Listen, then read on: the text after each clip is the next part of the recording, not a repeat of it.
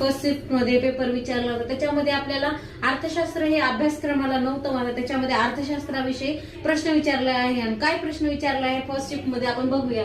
तर बघा, सन 2024-25 मध्ये महाराष्ट्राच्या अर्थव्यवस्थेतील अपेक्षित वाढ किती टक्के. मग महाराष्ट्राचं विचारले आहे, तर मग अर्थव्यवस्थेची वाढ काय आहे, 7.3% अशी आहे. आणि याच्यानंतर म्हणजे आपल्याला आणखी काय काय विचारलं जाऊ शकतं, तर त्याच्यातच प्रश्न काय 2025 ची भारताची आर्थिक वाढ काय आहे, 6.5 ही भारताची आर्थिक वाढ असणार आहे. आणि 8.3 हे काय असणार, कृषी संलग्न क्षेत्राची वाढ कशा पद्धतीने, म्हणजे 2024-25 नुसार कृषी संलग्नाची वाढ ही कशी असणार आहे, 8.60%. अशा पद्धतीचे हे प्रश्न विचारले आहे त्यांनी.